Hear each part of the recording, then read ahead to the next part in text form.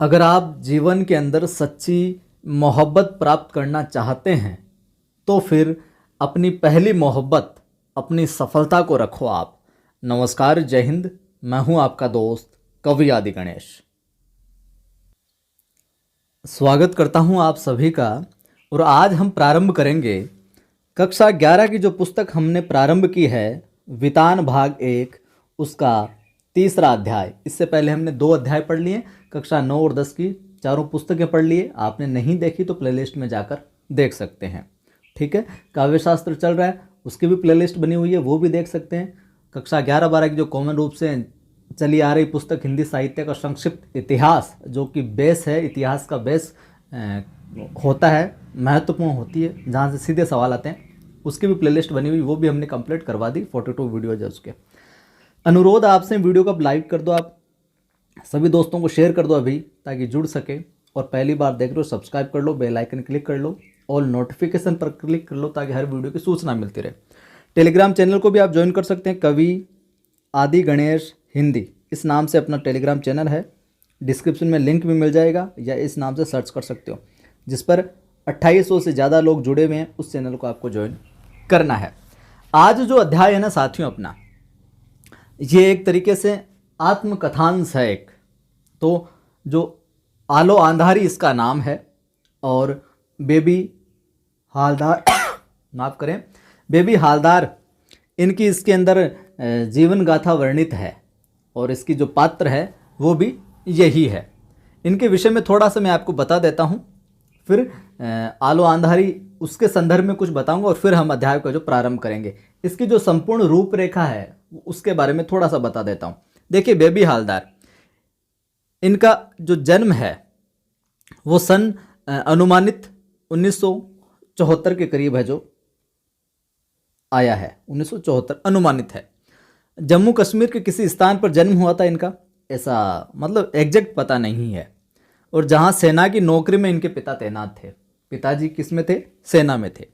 और 13 वर्ष की उम्र में ही उनमें दुगुनी उम्र के व्यक्ति से क्या विवाह करवा दिया गया। ये 13 वर्ष की थी, तो इनका उम्र का विवाह पूरे 13 वर्ष की थी, और इनकी दुगुनी उम्र के एक अधेड़ व्यक्ति से इनका विवाह करवा दिया गया। ठीक है, मामला ये बात आती है। तो ये 7वीं कक्षा में थी उस समय जब इनका विवाह हुआ। उस समय क्या इनको स्कूल है, जो पढ़ाई है, जो छोड़नी पड़ गई थी। ठीक है, और 12-13 वर्ष बाद, 12-13 वर्ष के बाद में क्या, पति की जो जातियाँ थी उनसे ये परेशान हो गई थी। पति इनको रोज़ जो परेशान करता था, उनसे परेशान होकर इनके 3 बच्चे हो गए थे उसी कम उम्र में। उन 3 बच्चों सहित पति का घर छोड़ देती है, और दुर्गापुर से क्या आ जाती है, फरीदाबाद आ जाती है। दुर्गापुर से कहाँ आ जाती है? फरीदाबाद आ जाती है। तो बच्चे पूछे तो कितने? 3 बच्चों के साथ में। किस वजह से? पति की जातियों की वजह से। और ये जब 13 वर्ष की थी, उसी उम्र में इनका विवाह कर दिया गया था। किससे? दुगुनी उम्र के एक अधेड़ व्यक्ति से। ठीक है, और कुछ समय बाद वो गुड़गांव चली जाती है वहाँ से, और बांग्ला में लिखी और हिंदी में अनुदित, बांग्ला में लिखी गई है ये, और हिंदी में अनुदित है। कौन सी रचना? आलो आंधारी, एकमात्र पुस्तक है। ठीक है मामला। और वर्तमान में गुड़गांव में घरेलू नौकरानी के रूप में कार्यरत है, ऐसा अध्याय में वर्णित है। देखिए साथियों, ये तो थी इस कंप्लीट अध्याय की रूपरेखा। अब इस अध्याय को मैं प्रारंभ करूं उससे पहले आपको 2 चीज़ और बता दूं। यहाँ से सवाल पूछा जा सकता है, जो आलो आंधारी है इसकी नायिका कौन है? तो आलो आंधारी की जो नायिका है वो बेबी हालदार ही है। अगर नायिका पूछ ले कि नायिका कौन है इसकी, यहाँ से अगर सीधा सा सिंपल सा सवाल पूछे तो नायिका कौन है? बेबी हालदार ही है। और लेखिका के बारे में पूछे तो लेखिका भी यही है। ठीक है, लेखिका तो हमने परिचय देखा तो उस हिसाब से पता चलेगा कि इन्हीं के लेखन है ये, और इसकी नायिका भी यही है। ठीक है, जैसे मैंने आपको बताया 13 वर्ष की उम्र में 7वीं की पढ़ाई इन्होंने छोड़नी पड़ी, अधेड़ उम्र के व्यक्ति से ब्याह कर दिया। एक यहाँ पर इनकी इस रचना की एक प्रमुख बात यह है, ये आप बीती इनकी जो मूलतः बांग्ला में लिखी गई थी। मूलतः किस में लिखी गई? पूछ लिया जाए बेबी हालदार की जो आलो आंधारी है रचना, ये मूलतः किस भाषा में लिखी गई? तो मूलतः तो ये बांग्ला में लिखी गई थी। किस में लिखी गई थी? बांग्ला में लिखी गई थी। लेकिन ये एकमात्र ऐसी रचना है जो बाजार में छपकर बांग्ला में आती, उससे पहले ही अनुदित रूप में क्या हिंदी में आ गई है। तो बांग्ला में तो लिखी गई थी ये मूल रूप से, तो बांग्ला में प्रकाशित होती उससे पहले ही किसमें, हिंदी में क्या आ गई, ये अनुदित हो गई, हिंदी में अनुदित होकर आ गई। और इसका जो अनुवादक थे, अगर अनुवादक की पूछ ले तो अनुवादक का नाम है, अनुवादक है इसका जो हिंदी में अनुवाद करने वाले इसके, प्रबोध कुमार। अनुवादक कौन इसके, प्रबोध कुमार। आ गई बात समझ में। अब बढ़ते हैं हम अध्याय की ओर। ये सारी चीज़ें थी इस अध्याय के बारे में, तो आपको समझ में आ गया होगा इसके अंदर क्या कुछ है। मैं अब अपने किराए के घर में थी। कौन, आलू, ये बेबी हालदार। मैं अब अपने किराए के घर में थी, ये पंक्ति पूछ ले और किसका कथन है, ये कौन है, ये मैं यहाँ पर कौन है, तो कौन, बेबी हालदार। सब समय सोचती रहती कि काम न मिला तो बच्चों को क्या खिलाऊंगी। और बच्चे कितने थे, 3 बच्चों को ये लेकर आ गई थी यहीं पे। और ये बहुत मार्मिक सी आत्मकथांश है एक तरीके से इनका, तो आप जुड़े रहिएगा। ये अध्याय जो है बहुत थोड़ा बड़ा है, 40 पेज तक का है, तो हम प्रयास करेंगे 2-3 टुकड़ों में इसको पूरा कर लें, या कोशिश करेंगे जोड़कर एक साथ डाल दें। देखते हैं। तो काम नहीं मिला तो बच्चों को क्या खिलाऊंगी, कैसे उन्हें पालूंगी पोसूंगी मैं स्वयं एक घर से दूसरे घर काम खोजने जाती और दूसरों से भी काम जुटाने के लिए कहती। दूसरों को, लोगों को बोलते कि कोई काम हो तो भाई साहब बताना, कोई काम हो तो बहन जी बताना, मुझे काम करना है। मुझे ये चिंता भी थी कि महीना ख़त्म होने पर घर का किराया भी देना होगा, कि महीना ख़त्म होते किराएदार मांग लिया, किराया लाओ किराया, पता नहीं इससे कम किराए में कोई घर मिलेगा या नहीं। काम के साथ में घर भी ढूंढ रही थी एक, कि सस्ता सा कोई और घर मिल जाए। 1.5 सप्ताह हुए जा रहे थे और काम भी है जो नहीं मिल रहा था। मुझे बच्चों के साथ उस घर में अकेले रहते देख आसपास के सभी लोग पूछते, तुम यहाँ अकेली रहती हो, तुम यहाँ अकेली रहती हो। ये किनका कथन है, आसपास के लोगों का। तुम्हारा स्वामी कहाँ रहता है, यानी हस्बैंड पतिदेव कहाँ रहता है। तुम कितने दिनों से यहाँ हो, तुम्हारा स्वामी वहाँ क्या करता है, तुम क्या यहाँ अकेली रह सकोगी, तुम्हारा स्वामी क्यों नहीं आता। अब आपको पता ही है अकेले इंसान के साथ में किस तरह की बातें होती है। ऐसी बातें सुन मेरी किसी के पास खड़े होने की क्या होती, मन नहीं करता, इच्छा नहीं होता था बेबी का। किसी से बात करने की भी इच्छा नहीं होती। बच्चों को साथ में लें, मैं उसी समय क्या काम खोजने निकल पड़ती। कुछ घंटों बाद जब मैं घर लौटती तब फिर पड़ोस की औरतें आकर पूछती, क्यों, काम मिला। फिर मेरे चेहरे का भाव देख कोई कोई मुंह से चुक चुक आवाज़ निकाल कहती, मिल जाएगा, इधर उधर ढूंढने ढांढने से मिल ही जाएगा कोई तो। मैं उनकी बातें अनसुनी कर अपने बच्चों की बातें हैं जो करने लगती। आलो अंधारी यानी अंधेरे का उजाला हम कह सकते हैं। आगे देखिए, इसमें अगर आपसे सीधा ये पूछ लिया जाए, जैसे कि मैंने आपको बता रहा था, मैं ये आत्मकथांश है, तो आपको इसकी विधा पूछ ले जाए तो बता देना आत्मकथा है ये एक। तो बच्चों की बातें करने लगती, अनसुनी कर अपने बच्चों की बातें करने लगती। मेम साहब की कोठी के सामने की एक कोठी में सुनील नाम का 30-32 साल का एक युवक मोटर चलाता था। अब देखिए, मेम साहब की कोठी के सामने एक सुनील नाम का लड़का था जो 30-32 साल का था। तो सुनील की उम्र पूछ ली जाए तो 30-32 साल बतानी है आपको एक, और वो युवक क्या, मोटर चलाता था। ठीक है, वह मुझे पहचानता था, इसलिए मैंने उससे भी अपने काम के बारे में कह रखा था कि यार सुनील, तुम्हें भी कोई काम वगैरह मिले तो बताना मुझे, ताकि मैं काम कर सकूं। एक दिन रास्ते में मुझे देखकर उसने पूछा, तुम क्या अब उस कोठी में काम नहीं करती। मैंने कहा, मुझे उस कोठी को छोड़े 1.5 सप्ताह हो गए हैं। अब देखिए, यहाँ से ये सवाल पूछा जा सकता है, तुम क्या अब उस कोठी में काम नहीं करती। ये किसका कथन है, सुनील का। तुम क्या अब उस कोठी में काम नहीं करती, किसका कथन है, सुनील का कथन है। तो परीक्षा में इसी तरीके से सवाल आते हैं, पंक्ति दे दी और पूछ लिया किसका कथन है। ठीक है, अभी तक जो जो कथन पूछे जा सकते हैं वो मैं आपको बताता चलूँगा। अभी तक मुझे कोई काम नहीं मिला है, वह बोला। अभी तक मुझे कोई काम नहीं मिला, वह बोला, ठीक है, मुझे काम के बारे में कुछ पता चलेगा तो क्या मैं तुझे बता दूंगा। 2-1 दिन बाद दोपहर को बच्चों को खिला पिलाकर मैं उनके साथ सो रही थी कि सुनील आया और बोला, क्यों, कहाँ मिला? मैंने कहा, नहीं, अभी तक कुछ नहीं मिला। वह बोला, तो चलो मेरे साथ। मैंने पूछा, कहाँ? तो वह बोला, काम करना है तो मैं तुम्हें लिए चलता हूँ, बाकी बातें तुम स्वयं वहाँ है जो कर लेना उन्हीं से। उसकी बात सुन मैं फ़ौरन उसके साथ निकल पड़ी। वहाँ पहुंचकर सुनील ने गेट के बाहर लगी बेल बजाई तो उस घर के साहब बाहर आए। सुनील ने उनसे कहा, सर आपने कहा था ना मैं इसे ले आया हूँ। सर आपने कहा था ना, किसका कहते ना, सुनील का। और किसे कहते, कोई बाहर साहब जहाँ पर बेल बजाई थी। उन्होंने मुझसे पूछा, तुम बंगाली हो? उन्होंने मुझसे पूछा, तुम बंगाली हो? ये किसका कहता ना, उन साहब का। मैं बोली, हाँ। इसके बाद काम के बारे में बातें हुई। उन्होंने कहा, देखो यहाँ जो औरत काम करती है उसे मैं 800 रुपये देता हूँ। तुम्हारे पैसों के बारे में मैं तुम्हारा काम देख कर जो फिर बताऊंगा कि मैं तुम्हें कितने रुपए दूंगा। वो तुम्हारा काम देखूंगा पहले, उसके बाद मैं जो बताऊंगा। इस पर मैं बोली, ठीक है, यहाँ कितने बजे आने से ठीक होगा, कि मुझे कितने बजे आऊँ तो आपके ठीक रहेगा मामला? तो उन्होंने कहा, तुम जितनी जल्दी आ सको, क्योंकि मैं बहुत सवेरे है जो उठता हूँ। मैं बोली, मुझे तो जाकर बच्चों के लिए खाना वाना बनाना होगा, मैं 6-7 बजे तक आऊँगी। इतना कहकर मैं चलने लगी तो मुझे लगा वह पैसों के बारे में कुछ कहना चाहते हैं। सुनील जाने को हुआ तो उससे मैंने थोड़ा रुक जाने को कहा। वह बोला, तुम बात करके आ जाना, मैं चलता हूँ। मैंने कहा, बस थोड़ा सा रुक जाओ, लेकिन साहब ने फिर पैसों की बात नहीं उठाई और सिर्फ इतना कहा, कल से तुम काम पर आ जाओ। ठीक है, कल से तुम काम पर आ जाओ, ये कहते हैं वो साहब।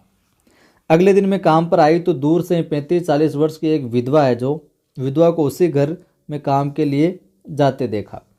तो अगले दिन वो काम पर आई ना, तो 35-40 वर्ष की कोई एक विधवा थी, उसी को घर में काम के लिए जाते देखा।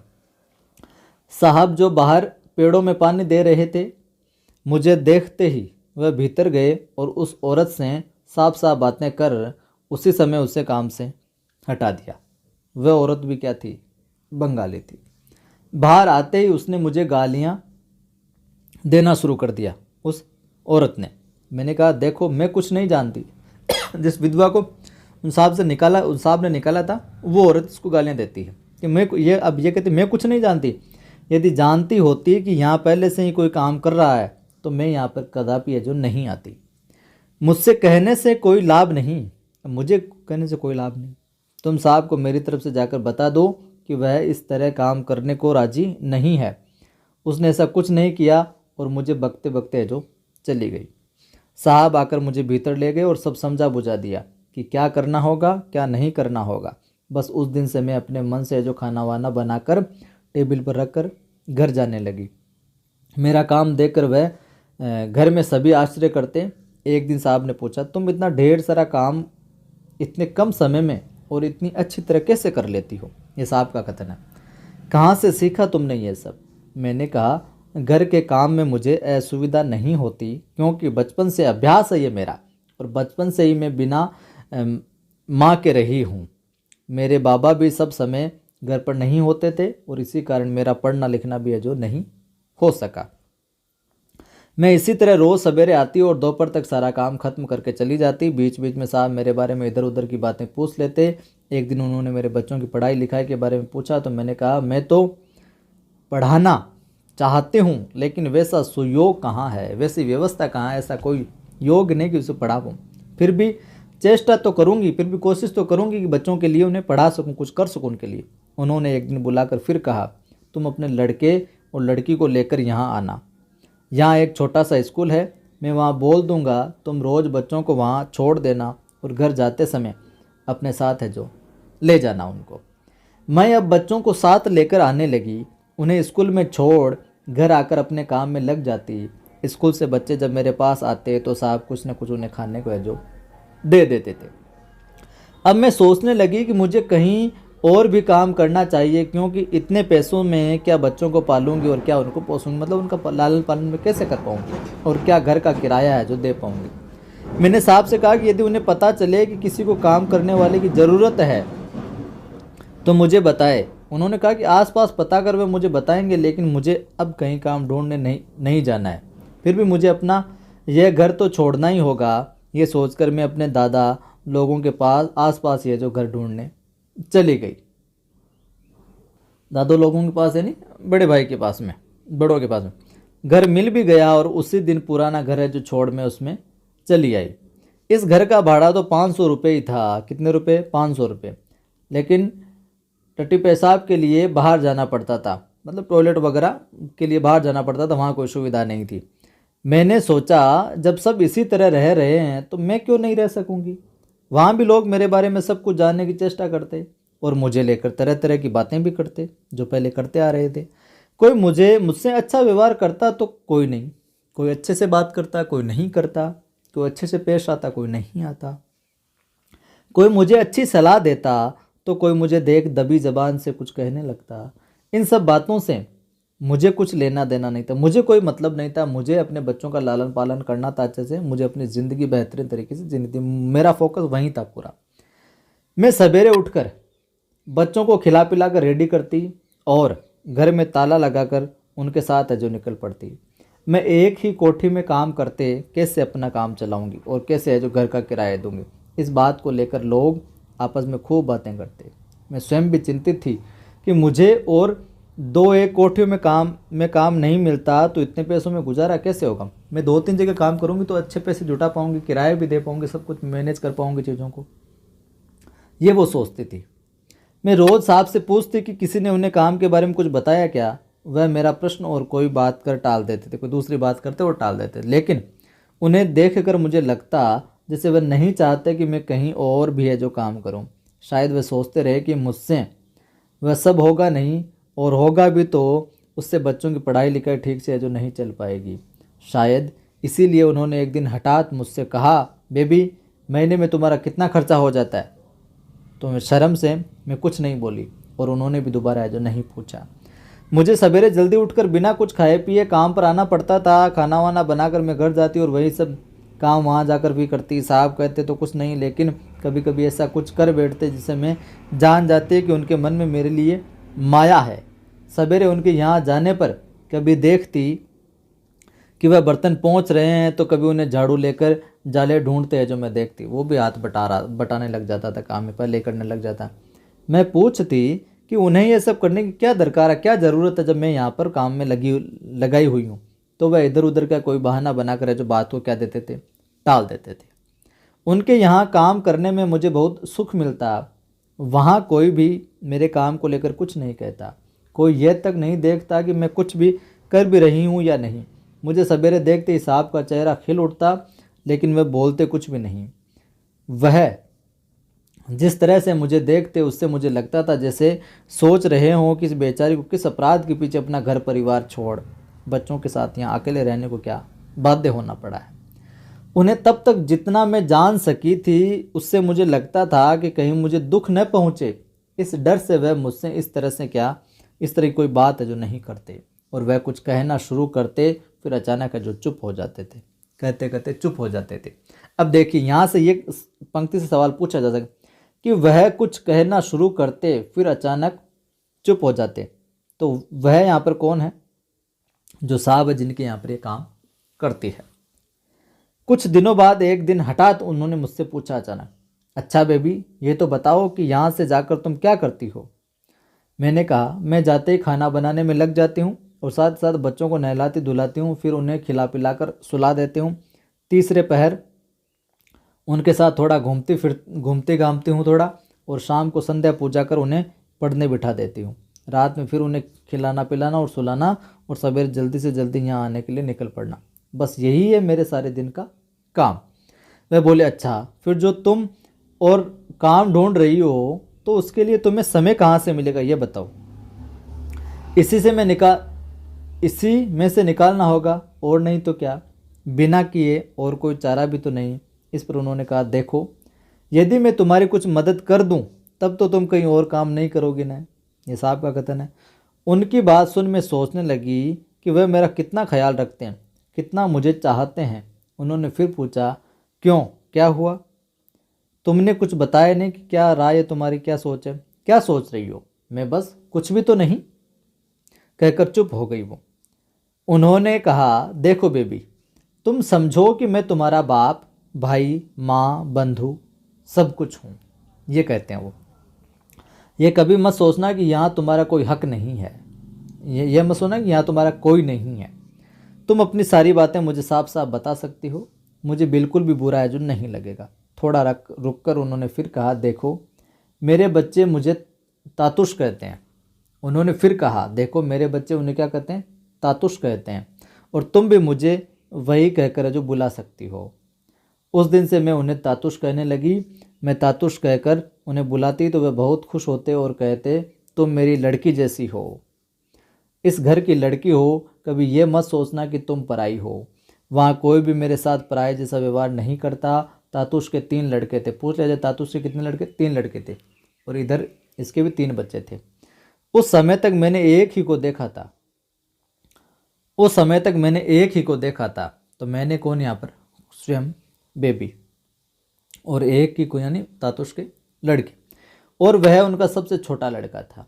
उसके मुंह में जैसे जबान ही नहीं थी। मैं किचन में ही काम कर रही होती तब भी वह चाय बनाने के लिए मुझसे न कहता, बस स्वयं अपनी चाय है जो बना लेता। उसकी आदत ही थी कम बोलने की। मुझसे तो क्या, वह किसी से भी ज़्यादा बात है जो नहीं करता था।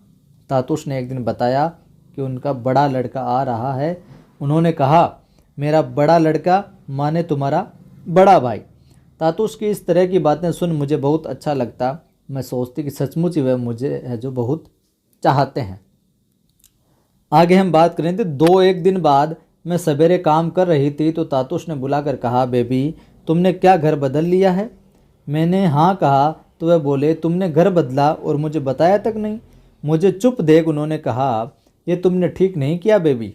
मैंने सोचा सचमुच ही मुझसे भूल हुई, एक बार बताना तो चाहिए था ना। मेरे न बताने से उन्हें क्या दुख हुआ ये तो मालूम पड़ गया, लेकिन यह समझ में नहीं आया कि उन्हें पता कैसे चला। ये स्वयं उन्होंने ये कहकर बात साफ कर दी कि सुनील ने उन्हें बताया था कि इसने घर जो बदल लिया है। मैं भी सोच रही थी कि सुनील को कहाँ से पता चला होगा कि तातुश ने फिर कहा, सुनील तुमसे मिलने तुम्हारे पुराने घर गया था, वहाँ तुम्हें न देख उसने आसपास के लोगों से पूछा तो पता चला कि तुम कहीं और हो जो चली गई हो। तातुश ने आगे बताया कि सवेरे वे दूध लेने गए थे और वहाँ सुनील मिला था। उन्हें देखकर सुनील ने पूछा, बेबी क्या है, अब आपके यहाँ काम नहीं करती क्या? बेबी क्या अब आपके यहाँ काम नहीं करते क्या? किसका कथन है? सुनील का कथन है ये। तातुश के पूछने पर कि वह ऐसा क्यों सोच रहा है तो सुनील ने कहा था, बेबी अब वहाँ नहीं रहती जहाँ पहले जो रहती थी, इसलिए मैंने सोचा कि वह शायद अब आपके पास नहीं है और कहीं काम करने लग गई है। तातुश मुझसे बोले, सुनील नहीं बताता तो मुझे कुछ पता ही नहीं चलता। मुझे सुनकर बहुत बुरा लगा। मैंने सोचा सचमुच मुझसे अन्याय हुआ। वह थोड़ी देर मेरे चेहरे की ओर देखते रहे, फिर पूछा, अभी जब मैंने तुम्हें बुलाया तो तुम क्या कर रही थी? मैं बोली, ऊपर डस्टिंग कर रही थी, सफाई कर रही थी। वह बोले, तो जाओ अपना काम करो। मैं डस्टिंग करने ऊपर चली गई। वहाँ एक कमरे में 3 अलमारियाँ किताबों से भरी पड़ी थी। ठीक है। उन्हें देखकर हमेशा मेरे मन में यह बात उठती कि उन्हें कौन पढ़ता होगा। उनमें बांग्ला की भी काफ़ी किताबें थी। कभी कभी मैं 2-1 किताबें खोल कर भी देखती। एक दिन मैं उसी कमरे में डस्टिंग कर रही थी कि तातुश वहाँ पहुँच गए। उन्होंने देखा कि मैं बांग्ला की कोई किताब उलट पलट रही हूँ। उस दिन उन्होंने मुझसे कुछ नहीं कहा। अगले दिन जब मैं सब सवेरे काम पर आई और चाय बनाकर उन्हें देने गई तो उन्होंने पूछा, तुम कुछ पढ़ना लिखना जानती हो? सुनकर मैं मन महसूस कर रह गई और एक ऊपरी हंसी हंसकर है जो जाने लगी। तो उन्होंने फिर पूछा, क्या बिल्कुल ही नहीं जानती? मैं बोली, झूठ क्यों कहूँ कि एकदम नहीं जानती, लेकिन वह जानना नहीं के बराबर ही है साहब। तब उन्होंने पूछा, फिर भी कहाँ तक पढ़ी हो तुम? मैं बोली, 6ठी-7वीं तक। तो अगर पूछ लिया जाए बेबी हालदार कहाँ तक पढ़ी, 6ठी-7वीं तक बताया है।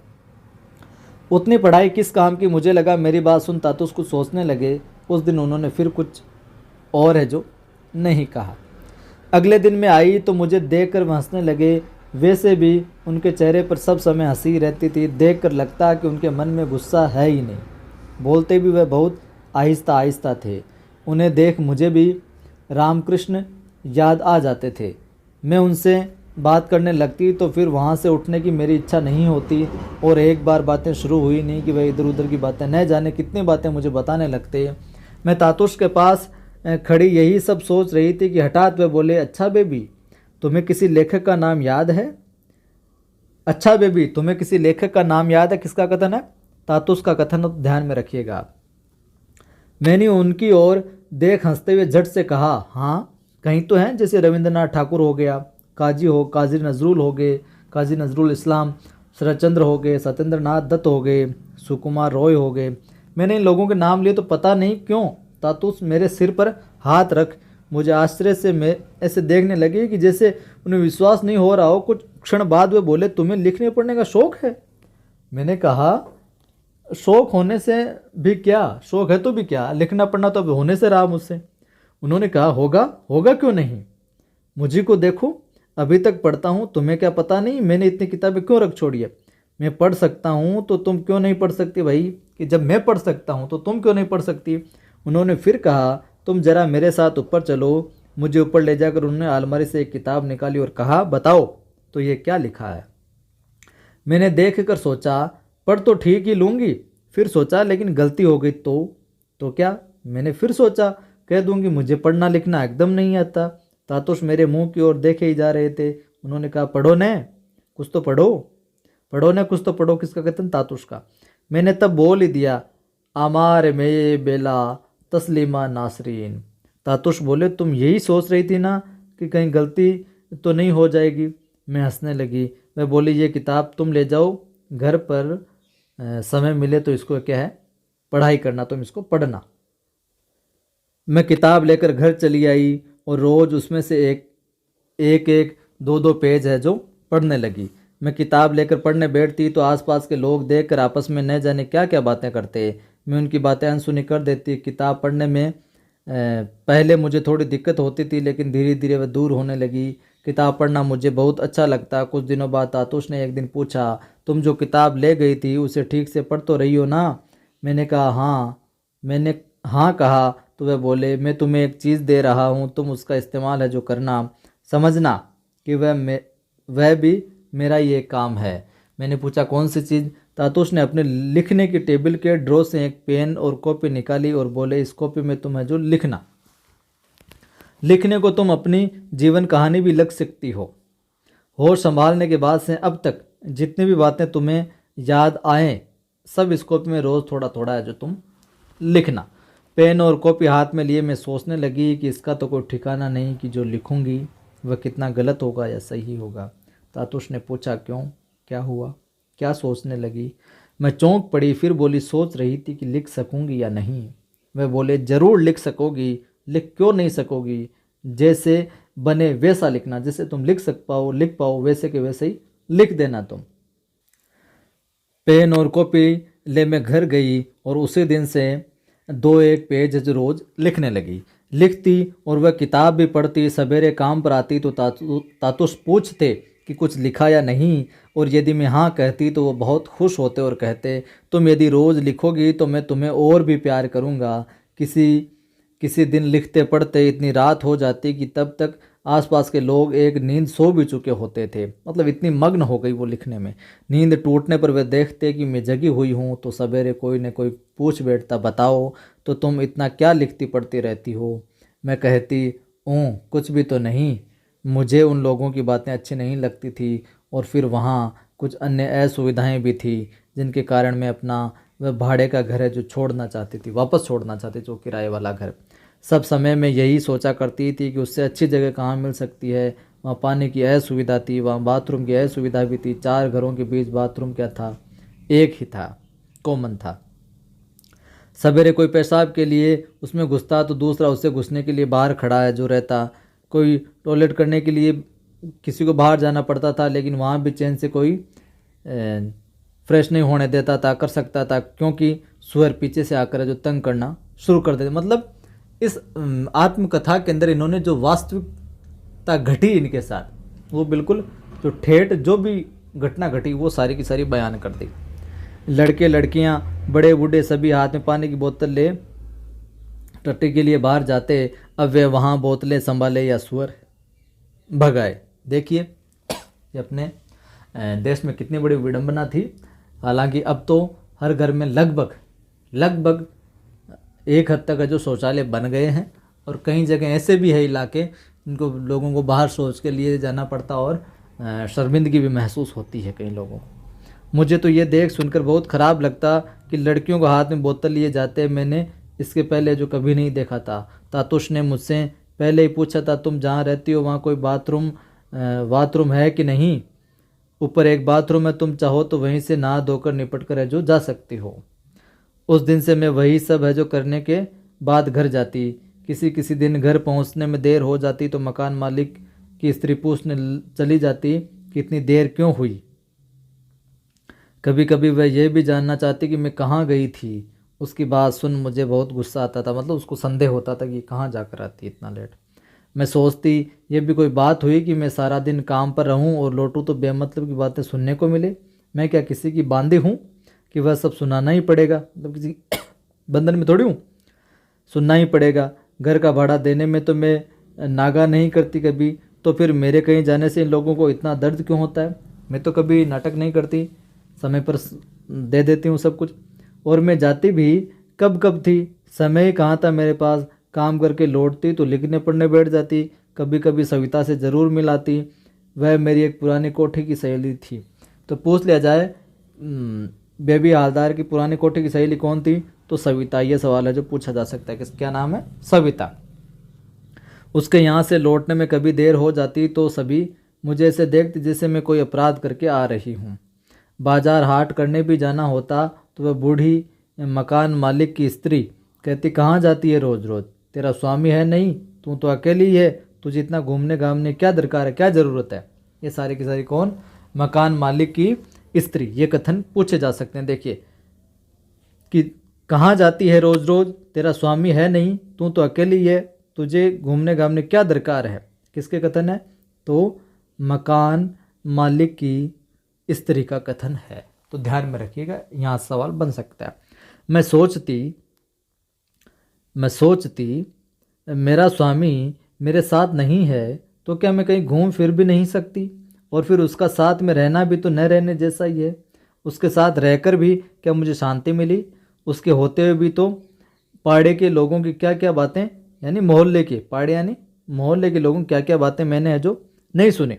जब उसी ने उन बातों को लेकर उनसे कभी कुछ नहीं कहा तो मैं आंखें मुंह बंद किए चुप न रह जाती तो क्या करती?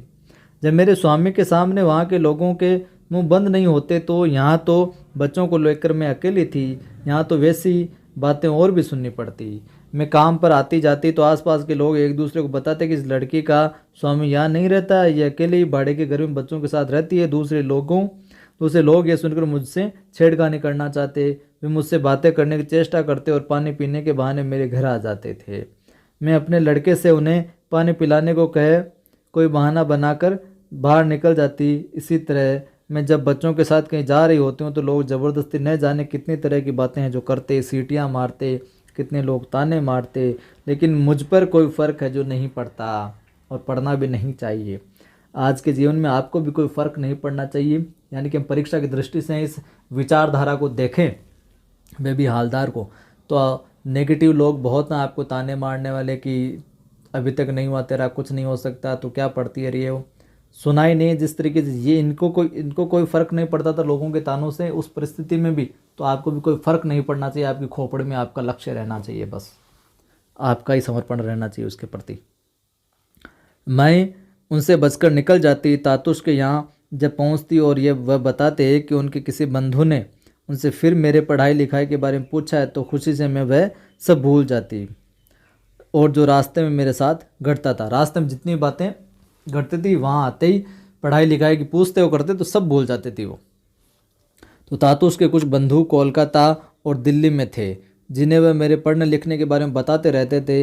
वे लोग भी चिट्ठियाँ लिखकर या फ़ोन पर तातुश से मेरे संबंध में जब जब पूछते रहते थे, जब तक जैसे ही फ़ोन वगैरह आता पूछते रहते। एक दिन मैं घर में बैठी अपने बच्चों से बातें कर रही थी कि तभी मकान मालिक का बड़ा लड़का आकर दरवाजे पर खड़ा हो गया। मैंने उससे बैठने को कहा, बस वह बैठा तो उठने का नाम ही नहीं ले रहा था। उसने बातें चालू की तो लगा वे कभी ख़त्म नहीं होगी। उसकी बातें ऐसी थी कि जवाब देने में मुझे शर्म आ रही थी। मैं उससे वहाँ से चले जाने को बोल भी नहीं कह पा रही थी और स्वयं भी है जो बाहर नहीं जा सकती थी क्योंकि वह दरवाजे पर ऐसे बैठा था कि उसकी बगल से निकला नहीं जा सकता था। मैं समझ रही थी कि वह क्या कहना चाह रहा है। ऐसे में उसकी बातों को मैं अनसुना न करती तो क्या करती फिर। मैंने सोचा अब मेरा भला इसी में है कि इस घर को भी जल्दी से जल्दी क्या छोड़ देता हूँ। अकेले इंसान के साथ बहुत परेशानियाँ होती हैं साहब। उसकी बातों से ये साफ हो गया कि मैं यदि उसके कहने पर चलूँगी तब तो उस घर में क्या रह सकूँगी, नहीं तो नहीं। मैंने सोचा ये क्या इतना सहज है, घर में कोई मर्द नहीं है तो क्या इसी से मुझे हर किसी की कोई भी बात माननी होगी। मैं कल ही कहीं और है जो घर है जो ढूंढ लूँगी साहब। मैं अपने काम पर जाती रही और साथ ही साथ घर भी ढूंढती रही। एक दिन काम पर से मैं लौट रही थी तो देखा कि मेरे बच्चे रोते रोते दौड़ते चले आ रहे थे। मेरे पास आ तो बोले, मम्मी मम्मी जल्दी चलो, हमारा घर उन्होंने तोड़ दिया। बच्चों की बात से मैं चौंक पड़ी कि ये क्या हो गया। मैंने कहा चलो चल कर देखती हूँ।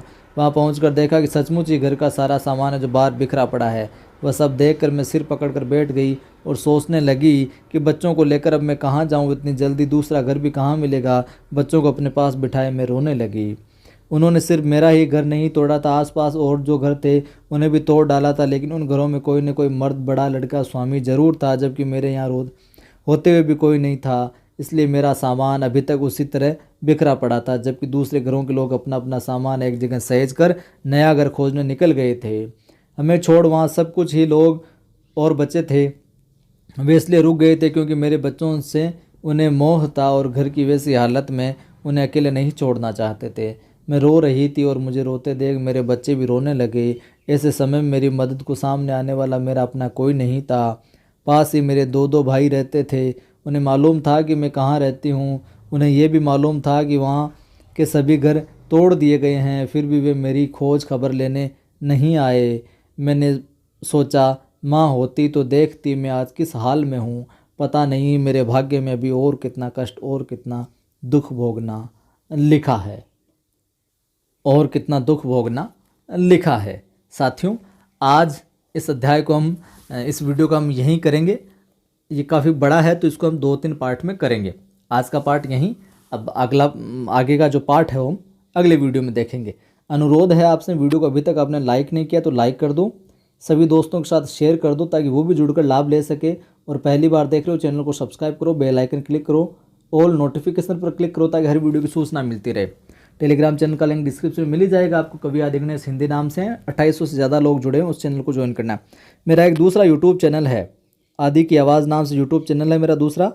उस पर मैं मोटिवेशनल वीडियो डालता हूँ। जितनी भी आपकी पढ़ाई से संबंधित समस्याएं, जीवन से संबंधित कुछ समस्याएं, तो उनको अच्छे से एक्सप्लेन करके निस्तारण करने का प्रयास करता हूँ। हो सकता है वहाँ पर आदि की आवाज़ यूट्यूब चैनल पर जाकर आपको कुछ सुनोगे तो अच्छा महसूस होगा, कुछ सकारात्मक महसूस होगा और जीवन के अंदर एक सही ट्रैक पर आप आ पाओगे।